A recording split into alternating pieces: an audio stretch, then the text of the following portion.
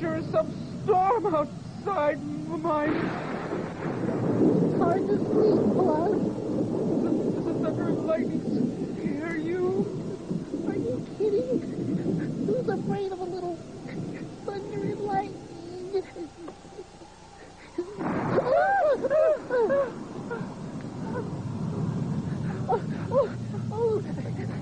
We sure are lucky to have a nice warm bed. We sure are. What if we were sailors sailing across the ocean on a night like this? That would be fun. Wouldn't you be scared? Not if I were captain of my own ship. But what if you were lost? Minus, captains never get lost. They just follow the stars.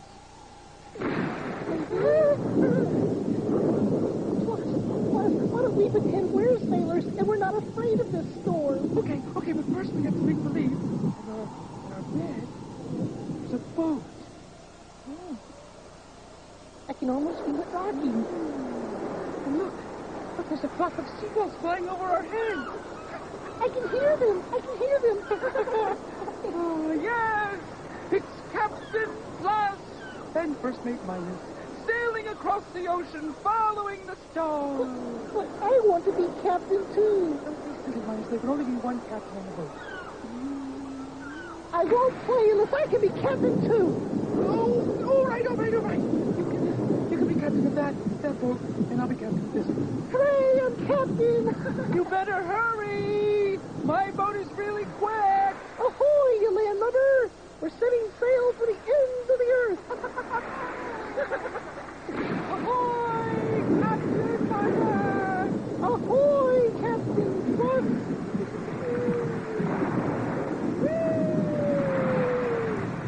Sure is some storm, Captain Minus. But we're brave sea captains. We laugh at such storms. Where are we headed, Captain Minus? To the ends of the earth, Captain Plus. And how are we getting there? Oh, it's simple, Captain. Just follow that star.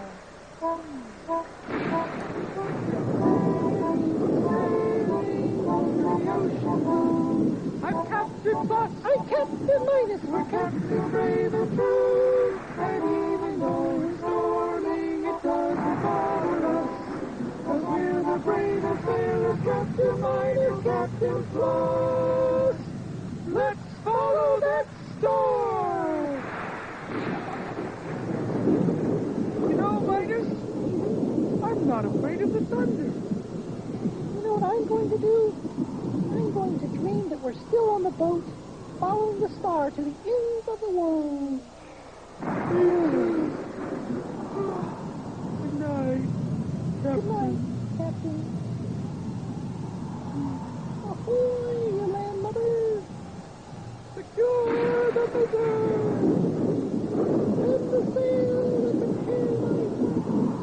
Let the sail.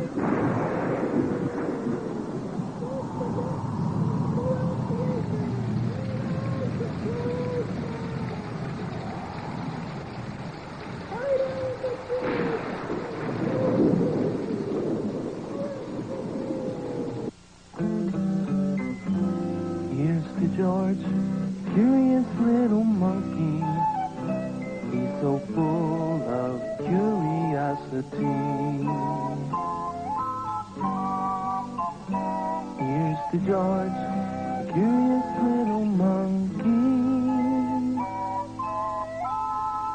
He's as curious can be. Curious George goes to a TV station. I've got 2 tickets to Happy Elf's TV program, George, said the man with the yellow hat. It should be a lot of fun. Let's go. So they drove off to the television station. There, they met Happy Elf, but he wasn't happy. My special guest hasn't arrived, he said. George, said the man, while I talk to Al, you can look around, but don't get into trouble. George walked down a hall and looked into one of the rooms. An actor was sitting in a chair and was being made up for a TV show. Please close your eyes, said the woman. And she began putting makeup on his face. Then she stopped. George was watching. I've got to get more tissue, she said. Just keep your eyes closed. And she left the room. George looked at the actor's face. Then he picked up a tube of red lipstick. George was curious. Could he paint with it? He put some of the lipstick on the actor's face.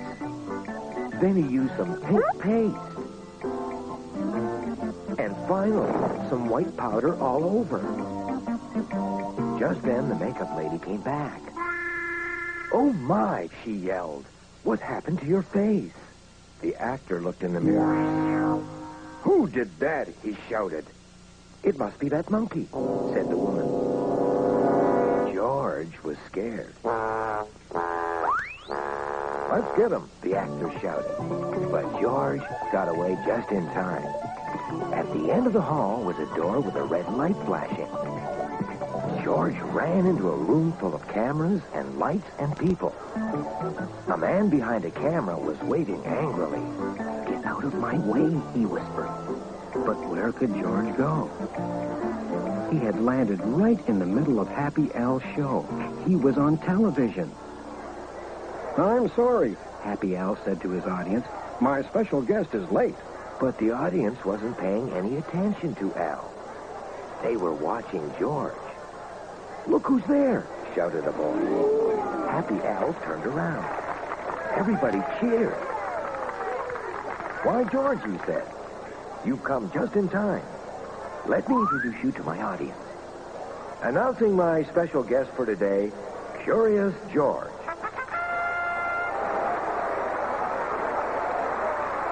Just then, the actor and the makeup woman caught up with George.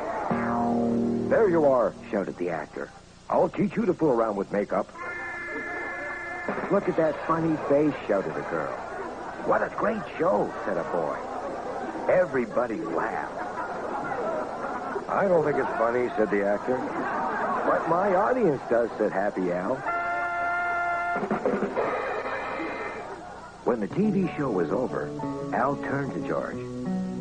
"Well, George," he said, "thanks to you, we had a good show, even though you shouldn't have fooled around with the makeup.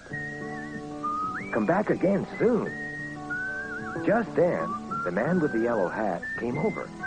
"Good show, Al," he said. "I enjoyed it. But now your special guest has to go home with me." And so they did.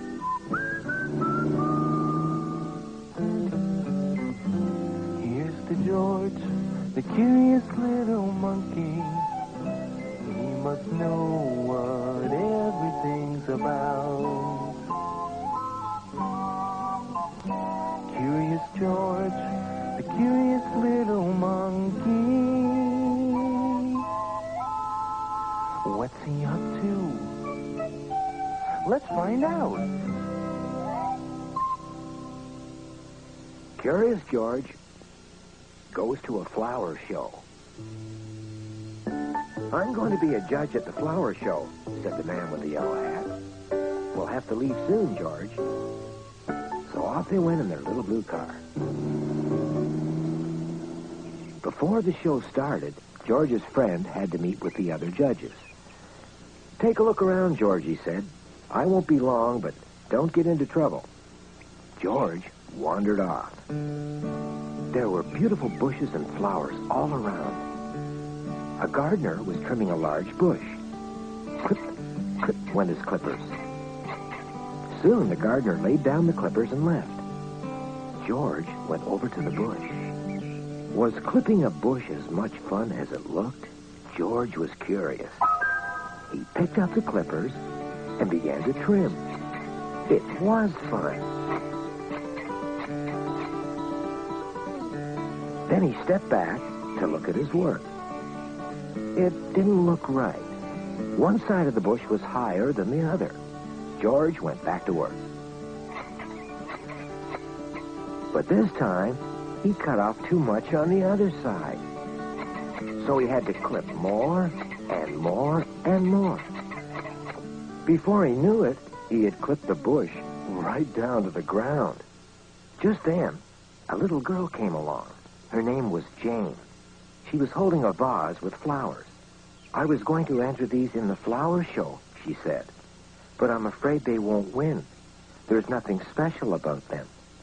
George looked at her flowers. She was right. They were not very special. Suddenly, he heard someone shouting, My beautiful bush, you've ruined it. It was the gardener. He was angry, and George was scared. Where could he go? Then he had an idea. He grabbed Jane's vase and ran into the tent. Inside, rows and rows of flowers were on display. Some were in seashells, some were in old bottles, some were in baskets. There was an empty space on the table. A good place to put Jane's flowers. Meanwhile, the judges were looking at all the different displays, row after row. The man with the yellow hat was with them. They were trying to decide which one should win. Look, there's something unusual, said one of the judges. A statue of a monkey with flowers. It was George with Jane's vase in one hand and one leg in the air. He stood very still. So still that he really did look like a statue. The man with the yellow hat stared at him. He did not say a word. He just winked. I suggest that this one get first prize, said one of the judges. They all agreed and stuck a blue ribbon on George. That hurt, but George still looked like a statue. Then Jane came running over, followed by the gardener with his clippers. I won, Jane shouted, thanks to George. The gardener was still angry. He tried to grab George, but the judge stopped him. Please, she said, you mustn't disturb our beautiful arrangement. Jane smiled. They think he's a statue, she whispered to the gardener. The gardener smiled, too.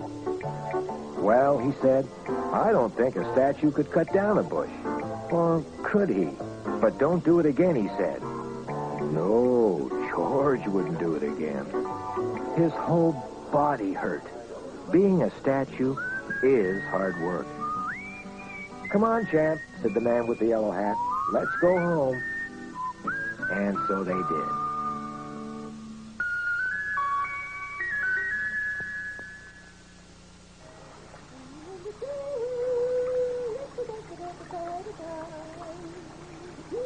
Hey, Minus! The water's running!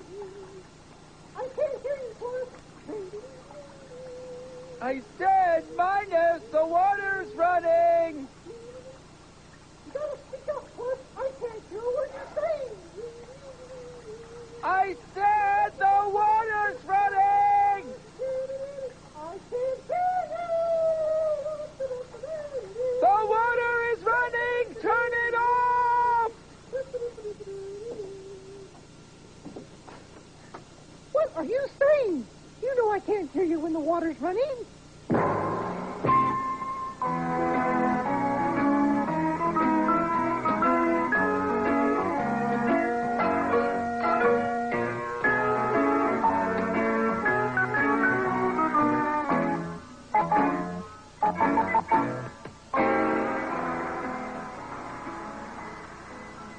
Paddington had never been shopping in London before, especially at a store like Barkridge's.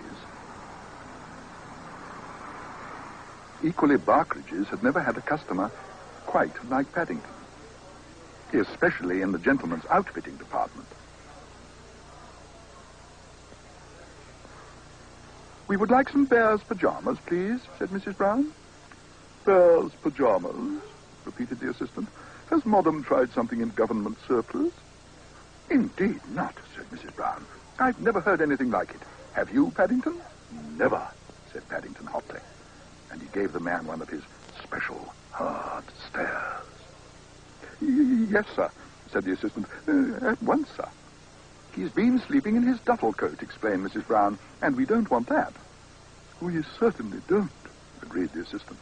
Would the young gentleman care for something in stripes? They're all the rage just now.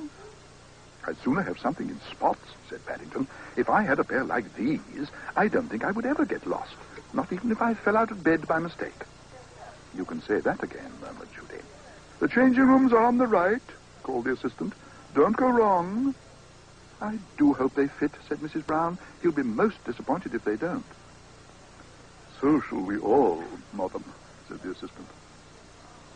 So far, Pajama Week at Barclage's had been a disaster.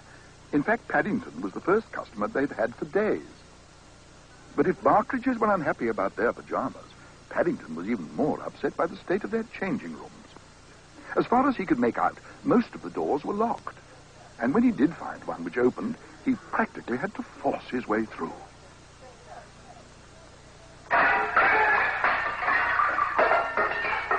On the other hand, once inside, it was all very different. It was more like the inside of a house, and he was most impressed.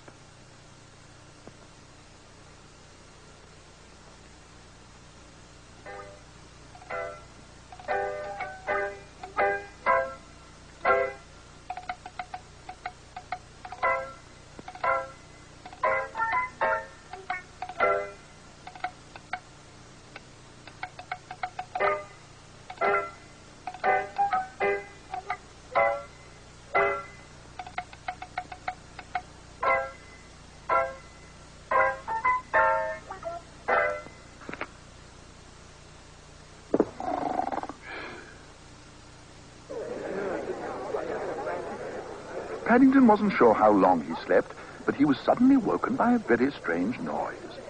It sounded just like rain. But as he looked out of the window, he had yet another shock. Well, said a voice behind him, what are you doing in our shop window, Bear? Your shop window? Repeated Paddington. He suddenly wished he hadn't bought such loud pajamas. Oh, dear, he announced to the world in general, I think I've been recognized. But to his surprise, the manager of Barclage's was more than delighted with all that had happened.